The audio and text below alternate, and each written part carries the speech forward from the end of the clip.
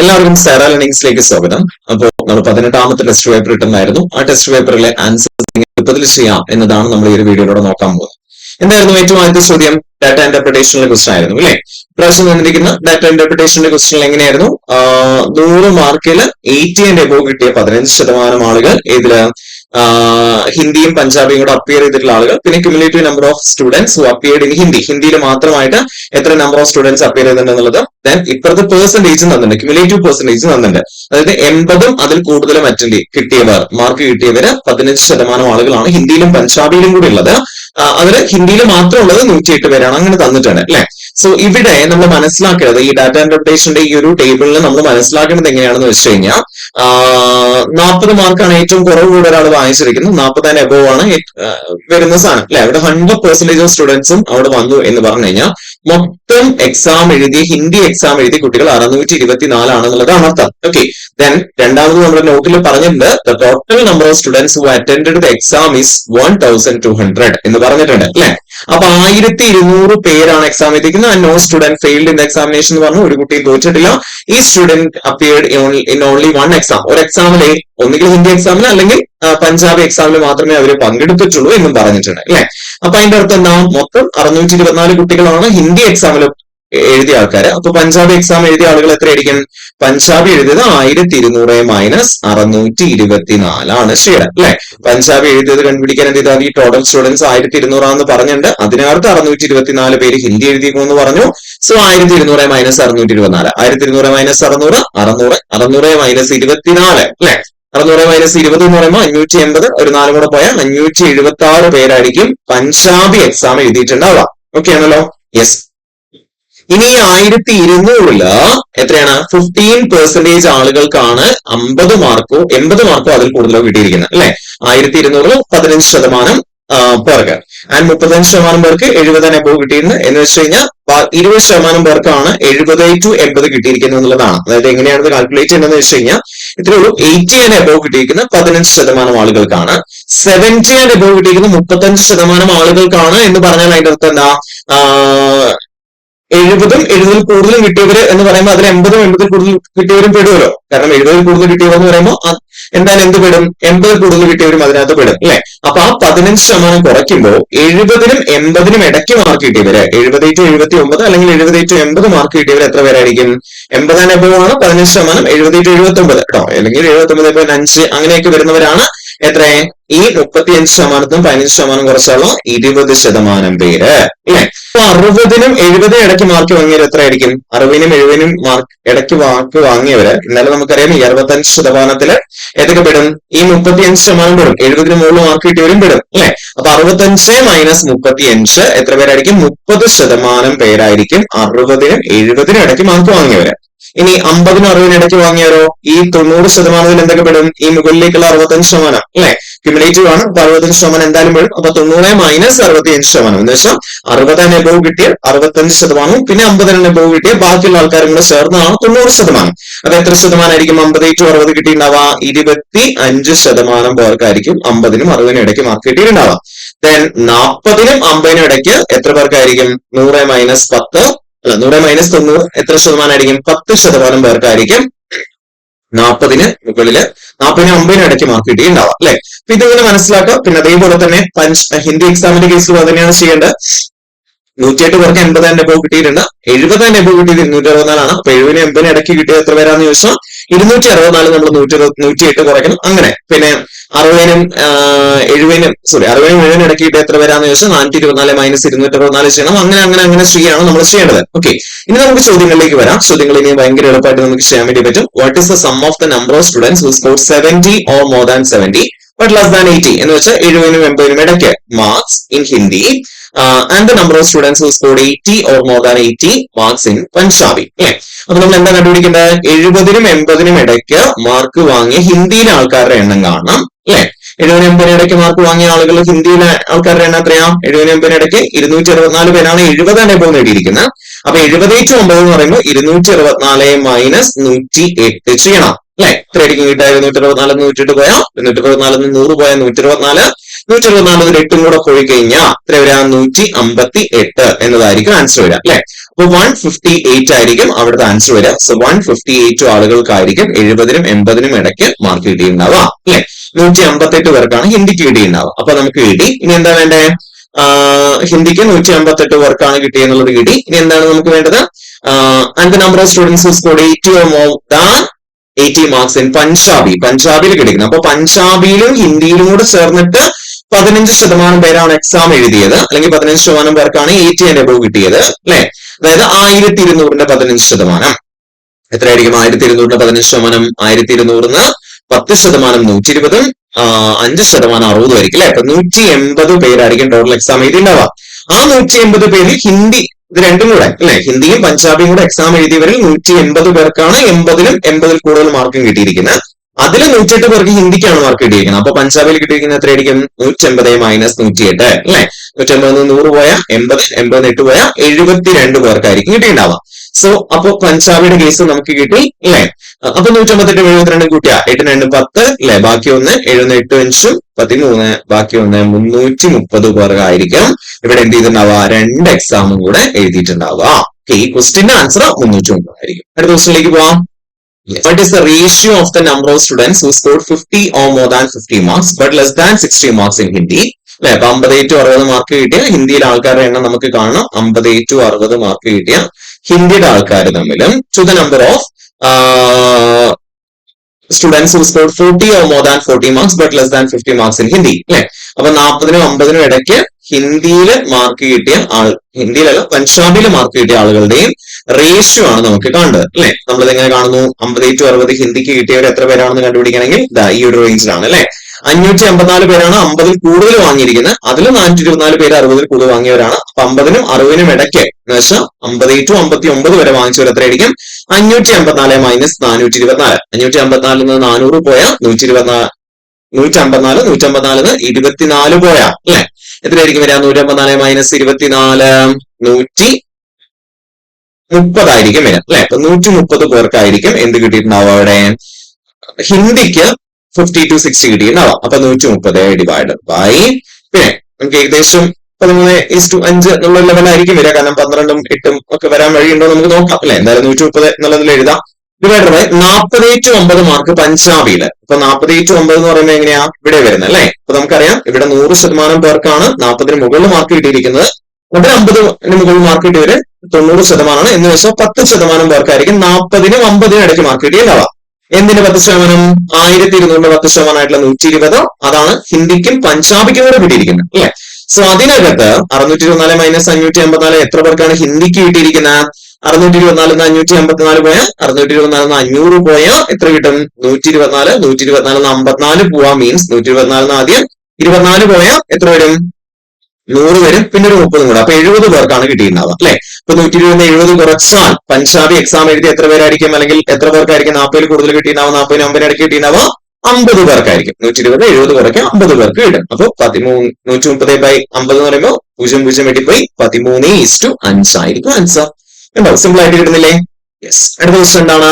The number of students who scored 80 and above marks in Hindi is dash percentage less than the number of students who scored 60 or more than 60 but less than 70 marks in Punjabi അല്ലെ. അപ്പൊ നമുക്കറിയാം 80-ൽ കൂടുതൽ ഹിന്ദിക്ക് കിട്ടിയവർ 108 പേരാണ്. അത് നമുക്ക് doubt ഒന്നുമില്ല. ആ 108 അവിടെ നിന്ന് കിടേ. ഇനി നമുക്ക് എന്താ കണ്ടുപിടിക്കേണ്ട? number of students who scored 60 or more than 60 marks but less than 70. 60 to 70 കിട്ടിയ പഞ്ചാബിയുടെ ആൾക്കാരെയാണ് നമുക്ക് കാണേണ്ടത് അല്ലെ. അപ്പൊ 60 to 70 കിട്ടിയ അല്ലെങ്കിൽ 60 to 70 കിട്ടിയ ആൾക്കാർ എത്ര പേരാണ്? 65%-ൽ നിന്ന് 35% കുറയ്ക്കുമ്പോൾ 30% പേർക്കാണ് 60 to 70 കിട്ടിയിരിക്കുന്നത് പഞ്ചാബിയിലും ഹിന്ദിയിലും കൂടെ അല്ലെ. എന്തിന്റെ 30%?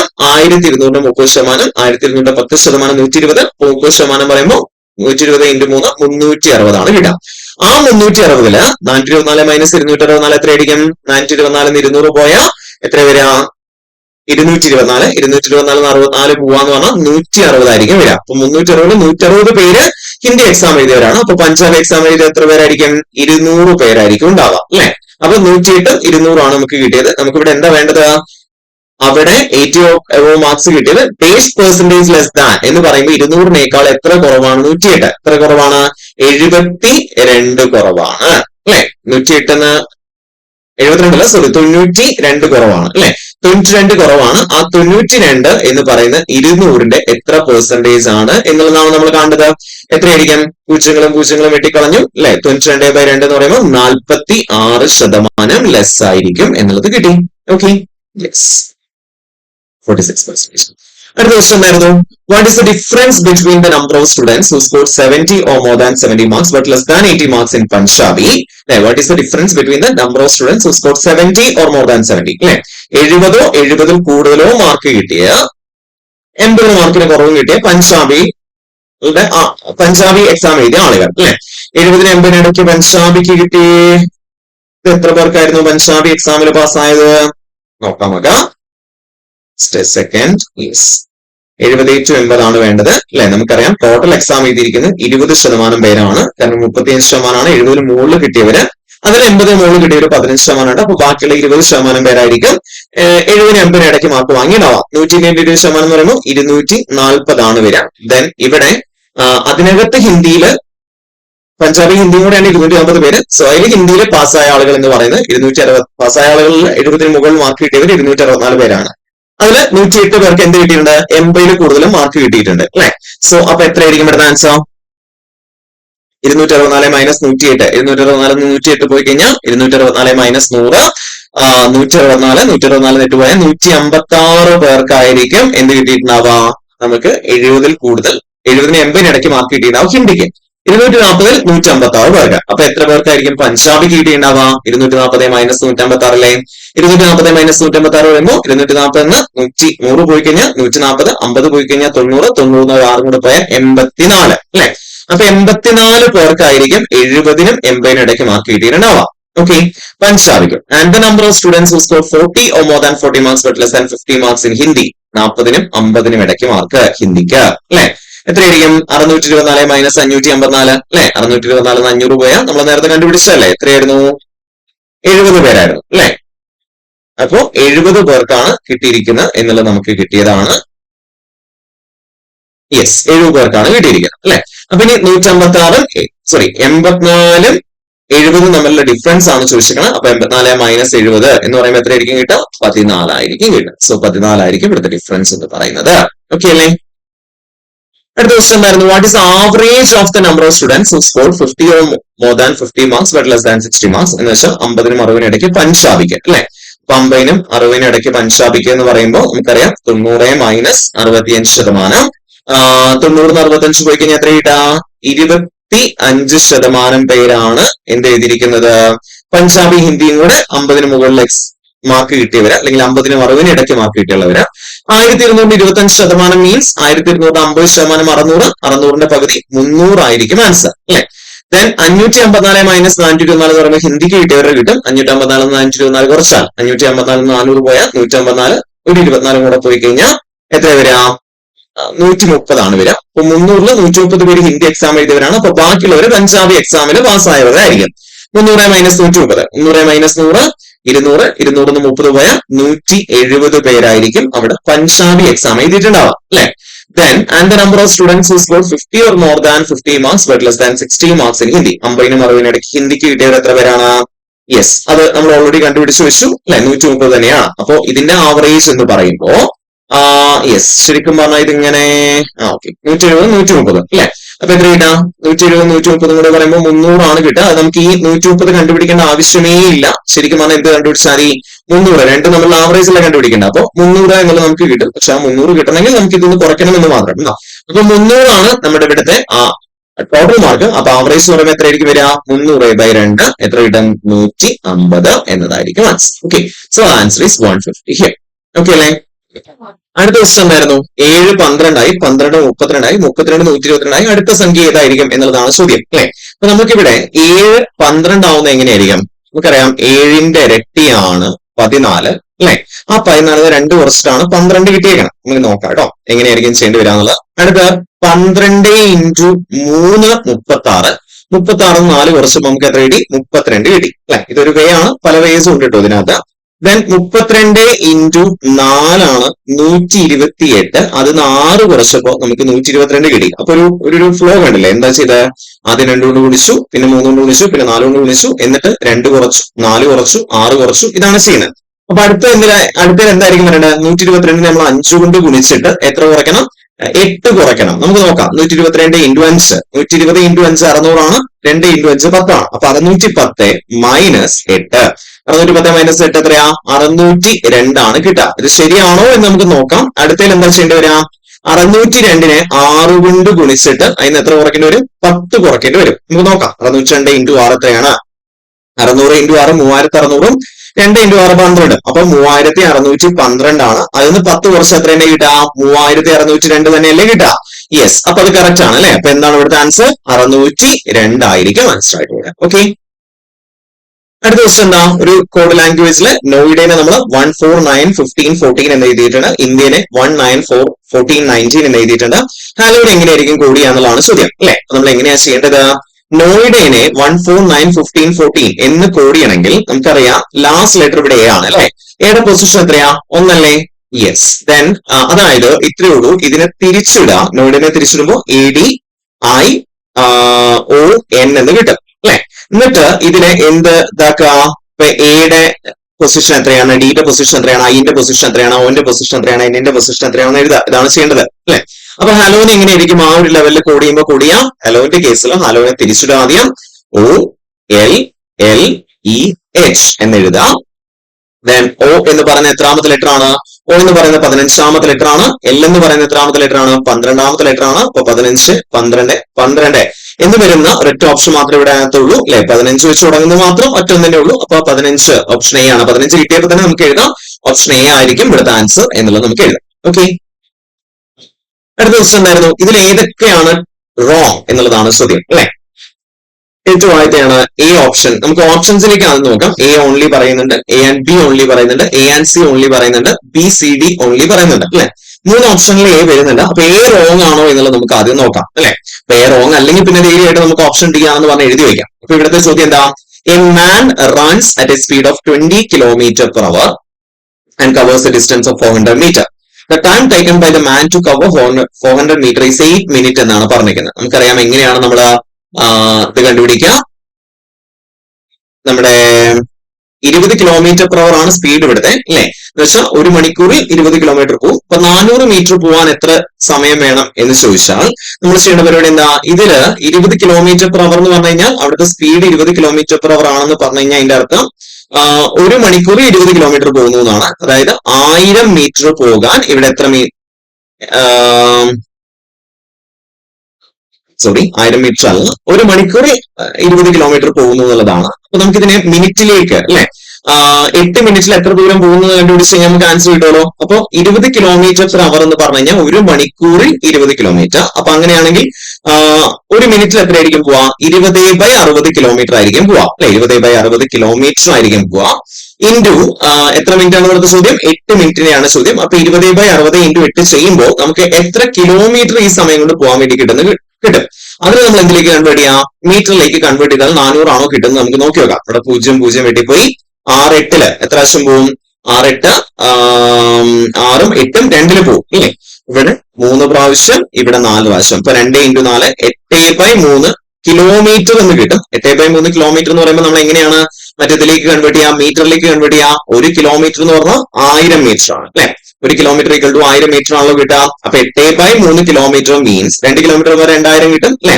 അപ്പൊ എന്തുകൊണ്ടാ ഗുണിക്കേണ്ടത്? 1000 കൊണ്ട് ഗുണിച്ചാൽ മതി. 8/3 × 1000 എന്ന് ചെയ്യുമ്പോൾ നമുക്ക് 2 കിലോമീറ്റർ നമ്മൾ കൺവേർട്ട് ചെയ്യാൻ 2 × 1000 ചെയ്യും. 3 കിലോമീറ്റർ കൺവേർട്ട് ചെയ്യാൻ 3 × 1000 3000 കിലോമീറ്റർ എഴുതും. അപ്പൊ 8/3 കിലോമീറ്ററിനെ കൺവേർട്ട് ചെയ്യാൻ 8/3 × 1000 മീറ്ററിലേക്ക് കൺവേർട്ട് ചെയ്യാൻ ചെയ്യാം.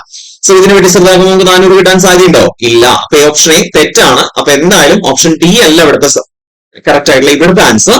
ഓപ്ഷൻ എ റോങ് ആണ് എന്നുള്ളത് നമുക്ക് കിട്ടി അല്ലെ? ഓപ്ഷൻ എ റോങ് ആണ്. ഓപ്ഷൻ ബിയോ?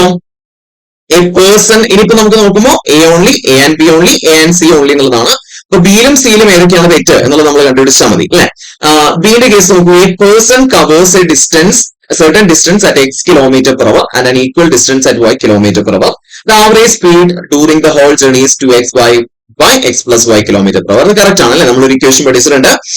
ഒരേ ഡിസ്റ്റൻസ് ആദ്യം x കിലോമീറ്റർ per hour മറ്റേത് y കിലോമീറ്റർ per hour പോയി കഴിഞ്ഞാൽ രണ്ടും കൂടെ ആവറേജ് കണ്ടുപിടിക്കാൻ equation 2xy divided by x plus y ആണ് നമുക്കറിയാം അല്ലെ? അപ്പൊ അത് കറക്റ്റ് ആണ്. 2xy by x plus y എന്നുള്ളത് കറക്റ്റ് ആണ്. അപ്പൊ എന്തായാലും p വരില്ല എന്നുള്ളത് ക്ലിയർ ആണ്. സോ ഇനി a ഓൺലി ആണോ a ആൻഡ് c ഓൺലി ആണോ എന്നുള്ളത് നോക്കണം.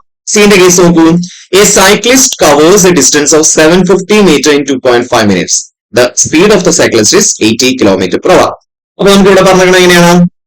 750 മീറ്റർ 2.5 മിനിറ്റിലാണ് കവർ ചെയ്തിരിക്കുന്നത് അല്ലെ? നമ്മൾ ഇവിടെ ചെയ്യാൻ പറ്റുന്ന ഒരു കേസ് മീറ്റർ പെർ സെക്കൻഡിലേക്ക് കൺവേർട്ട് ചെയ്യുക എന്നുള്ളതാണ്. 750 മീറ്റർ എന്ന് പറയുമ്പോൾ 750 ബൈ എന്താ പറയാ 2.5 മിനിറ്റ്സ് എന്നാ പറയുന്നത്. അപ്പൊ 2.5 മിനിറ്റ്സിന് നമുക്ക് എന്തിലേക്ക് കൺവേർട്ട് ചെയ്യാം? നമ്മുടെ സെക്കൻഡിലേക്ക് കൺവേർട്ട് ചെയ്യുമ്പോൾ 1 മിനിറ്റ് എന്ന് പറഞ്ഞാൽ 60 സെക്കൻഡ്സ് ആണ്. 2 മിനിറ്റ്സ് എന്ന് പറയുമ്പോൾ 120 സെക്കൻഡ്സ് പ്ലസ് ഒരു 30 സെക്കൻഡ്സ് കൂടെ 150 സെക്കൻഡ്സ് ആയിരിക്കും കിട്ടുക അല്ലെ? അപ്പൊ 750 by 150 എന്നുള്ള ലെവലില് ഇവിടെ വരും. 750 by 150 എന്ന് പറയുമ്പോൾ നമുക്കറിയാം എത്ര പ്രാവശ്യം പോവാ? 5 പ്രാവശ്യം പോവാ അല്ലെ? അപ്പൊ അങ്ങനെ 5 മീറ്റർ പെർ സെക്കൻഡ് എന്നായിരിക്കും ഇവിടെ കിട്ടുക. ഈ 5 metre per second kilometre per അവറിലേക്ക് കൺവേർട്ട് ചെയ്യുമ്പോൾ നമുക്കറിയാം എന്തുകൊണ്ടാണ് ഗുണിക്കേണ്ടത്? 18/5 കൊണ്ടാണ് ഗുണിക്കേണ്ടത് അല്ലെ? 5 × 18/5. അപ്പൊ 5 × 18/5 എന്ന് പറയുമ്പോൾ എന്താ വരിക? 5 വെട്ടി പോവും. ബാക്കി 18 കിലോമീറ്റർ പെർ അവർ തന്നെയാണ് വരിക. അപ്പൊ അതും കറക്റ്റ് ആണ് അല്ലെ? അപ്പൊ ഇവിടെ metre per second kilometre per അവറിലേക്ക് കൺവേർട്ട് ചെയ്തപ്പോൾ അതും കറക്റ്റ് ആണ്. അപ്പൊ എയും സിയും അല്ല തെറ്റ്, എ മാത്രമാണ് ഇവിടുത്തെ തെറ്റ്. സോ എ ഓൺലി ആയിരിക്കും ഇവിടുത്തെ ആൻസർ. ഓക്കെ. അടുത്ത ക്വസ്റ്റ്യൻ എന്താ? When a producer allows 36% commission on the retail price of his product, he earns a profit of 8.8%. What would be his profit if the commission is reduced by 24% എന്നുള്ളതാണ് ചോദ്യം അല്ലെ? അപ്പൊ ഒരു producer എന്ത് ചെയ്തു? അയാള് 36% കമ്മീഷൻ കൊടുക്കുന്നുണ്ട്. ഇത് വിൽക്കുന്ന ആളുകൾക്ക്, റീറ്റെയിൽ പ്രൈസിന് വിൽക്കുന്ന ആളുകൾക്ക് കൊടുക്കുന്നുണ്ട്. സോ ഇപ്പൊ സപ്പോസ് ഇവിടെ ഒരു കേസ് ക്വസ്റ്റ്യനിൽ നമ്മുടെ കോസ്റ്റ് പ്രൈസ് സപ്പോസ് 100 ആണെന്നൊന്ന് വിചാരിക്കാം. കോസ്റ്റ് പ്രൈസ് എന്ന് വെച്ചാൽ ഈ പ്രൊഡ്യൂസറുടെ കോസ്റ്റ് പ്രൈസ് 100 rupees ആയിരുന്നു എന്ന് വിചാരിക്കാം. ദെൻ അയാളിപ്പോ സെല് ചെയ്തിരിക്കുന്ന പ്രൈസ് അഥവാ റീറ്റെയിൽ പ്രൈസ് എന്ന് പറയുന്നത് എത്രയാണോ നമുക്ക് അറിയില്ല. സോ ആ റീറ്റെയിൽ പ്രൈസ് എന്ന് പറയുന്നതിന് അതിന്റെ 36% കമ്മീഷൻ കൊടുക്കുന്നുണ്ട് എന്ന് പറയുമ്പോൾ ശരിക്കും ഇയാളുടെ സെല്ലിംഗ് പ്രൈസ് എത്രയായിരിക്കും? അതായത് ഇയാൾ വിൽക്കുന്ന വില എന്തായിരിക്കും? ഈ റീറ്റെയിൽ പ്രൈസ് അതിന്റെ 36% കുറച്ചിട്ട് എന്ന് വെച്ചാൽ 100 minus 36%, 74% ആയിരിക്കും വിൽക്കുന്നുണ്ടാവുക. റീറ്റെയിൽ പ്രൈസിന്റെ 74% ആയിരിക്കും ഇയാൾ വിൽക്കുന്നുണ്ടാവുക അല്ലെ? റീറ്റെയിൽ പ്രൈസ് എത്രയാണോ അതിന്റെ 74% ആയിരിക്കും ഇയാൾ ഇവിടെ വിൽക്കുന്നുണ്ടാവുക. അപ്പോ അയാൾക്ക് എത്ര പെർസെന്റേജ് പ്രോഫിറ്റ് കിട്ടുന്നു? റീറ്റെയിൽ പ്രൈസ് ഇൻറ്റു 74/100 എന്ന് പറയുമ്പോൾ എത്ര പെർസെന്റേജ് അവിടെ പ്രോഫിറ്റ് കിട്ടുന്നത്? 8.8% പ്രോഫിറ്റ് കിട്ടുന്നു. മീൻസ് കോസ്റ്റ് പ്രൈസിന്റെ 8.8% എന്ന് വെച്ചാൽ 100ന്റെ 8.8%, 108.8 രൂപയായിരിക്കും അവിടെ കിട്ടുന്നുണ്ടാവുക. അപ്പൊ അവിടെ നമുക്ക് റീറ്റെയിൽ പ്രൈസ് കണ്ടുപിടിച്ചൂടെ? റീറ്റെയിൽ പ്രൈസ് എത്രയായിരിക്കും? Retail price is equal to 108.8 into 100/74 എന്നുള്ള ലെവലിൽ വരും. 74 അല്ല 64% ആയിരിക്കും കേട്ടോ. സോറി, 100 മൈനസ് 36 എന്ന് പറയുമ്പോൾ 64% ആയിരിക്കും. ഇപ്പൊ 100/64 എന്നാണ് കിട്ടുക. അതായത് 36% കമ്മീഷൻ കൊടുക്കുക മീൻസ് 100 റീറ്റെയിൽ പ്രൈസിന്റെ 100% അയാൾ എന്ത് ചെയ്യുന്നു? 66% കമ്മീഷൻ മറ്റവർക്ക് കൊടുത്ത് ബാക്കിയുള്ളതാണ് ഇയാൾക്ക് കിട്ടുന്നത്. അപ്പൊ 100 മൈനസ് 66 64% ആയിരിക്കും ഇയാൾക്ക് കിട്ടുന്നുണ്ടാവുക. അപ്പൊ 108.8 ഇൻറ്റു 100 ഡിവൈഡ് ബൈ 64 ആണ് വരിക. സോ അപ്പൊ എത്രയാണ് റീറ്റെയിൽ പ്രൈസ് ഉള്ളത്? നമുക്ക് അതിനെ സോൾവ് ചെയ്താൽ കിട്ടും. 108.8ലും 64ലും 8 പോകും. ഓക്കെ, അപ്പൊ എത്ര പ്രാവശ്യം പോകും നമുക്ക് നോക്കി നോക്കാം. 64 8 പ്രാവശ്യം ആൻഡ് 108.8ല് 8 എത്ര പ്രാവശ്യം പോവാ? 10 8 ഒരു പ്രാവശ്യം, 8 ബാക്കി 2 28ല് എത്ര പ്രാവശ്യം പോവും? 8 3 24 ബാക്കി 4 ശിഷ്ടം 48ല് 6 പ്രാവശ്യം അല്ലെ? അപ്പൊ 13.6 എന്ന് വരും. ഇനി 8ഉം 13.6 വെട്ടി ചെറുതാക്കണം അല്ലെ? 13ല് 8 എത്ര പ്രാവശ്യം പോവും? ഒരു പ്രാവശ്യം, 8 ബാക്കി 5 ശിഷ്ടം 56ല് 7 പ്രാവശ്യം പോവും അല്ലെ? അപ്പൊ അങ്ങനെ 1.7 ഇൻറ്റു 100 170 രൂപയായിരിക്കും അവളുടെ റീറ്റെയിൽ പ്രൈസ്. ഓക്കെ, ഇനി ക്വസ്റ്റ്യൻ പറഞ്ഞിരിക്കുന്നത് എന്താണ്? ഇയാൾക്ക് എത്ര പ്രോഫിറ്റ് കിട്ടും? ഈ കമ്മീഷൻ നമ്മൾ എത്ര പെർസെന്റേജ് ആയി കുറച്ച് കഴിഞ്ഞാൽ 24% റെഡ്യൂസ് ചെയ്ത റെഡ്യൂസ്ഡ് ബൈ 24% മീൻസ് 36% കൊടുത്തിരുന്ന കമ്മീഷൻ 24% കുറച്ച് എത്ര ശതമാനത്തിനായിരിക്കും കൊടുക്കുന്നുണ്ടാവുക? 12% പുതുതായിട്ട് കൊടുക്കുന്നുണ്ടാവുക. എന്ന് വെച്ചാൽ എന്തിന്റെ 12%? റീറ്റെയിൽ പ്രൈസിന്റെ 12% ആയിരിക്കും കൊടുക്കുന്നുണ്ടാവുക. അപ്പൊ ശരിക്കും ഇയാളുടെ സെല്ലിംഗ് പ്രൈസ് എന്ന് പറയുന്നത് എന്തായിരിക്കും? ഈ 12% കൂടെ കുറച്ച് എന്ന് വെച്ചാൽ 100% 12% കുറച്ച് 170ന്റെ എത്രയായിരിക്കും ഇയാൾക്ക് കിട്ടുന്നുണ്ടാവുക? 100 മൈനസ് 12%, 88% ആയിരിക്കും ഇയാൾക്ക് കിട്ടുന്നുണ്ടാവും അല്ലെ. 100 12 പോയാൽ 100 10 പോയാൽ 90, 90 2 പോയാൽ 88.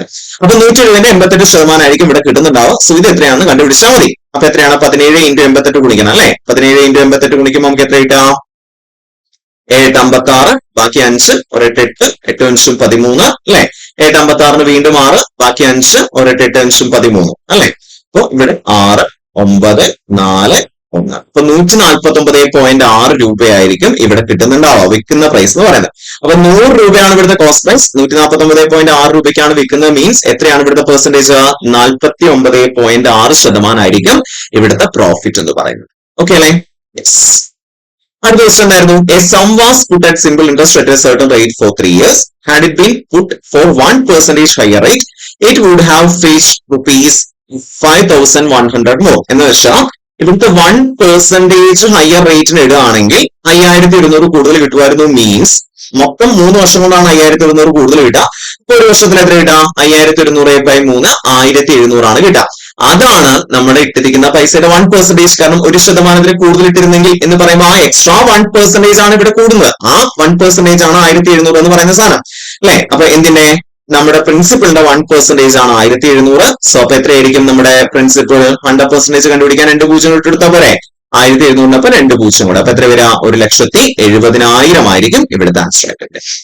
യെസ്. അപ്പൊ ഇത്രയും ചോദ്യങ്ങളായിരുന്നു ഉണ്ടായിരുന്നത് അല്ലെ. അപ്പൊ ഈ ചോദ്യങ്ങൾ എല്ലാവരും ആൻസർ ചെയ്തിട്ടുണ്ടാവും എന്ന് വിചാരിക്കുന്നു. അപ്പൊ നമുക്ക് അടുത്ത ആഴ്ചത്തെ ടോപ്പിക് ആയിട്ട് കണ്ടുമുട്ടാം. അപ്പൊ ഇതുവരേക്കും താങ്ക് യു വെരി മച്ച്.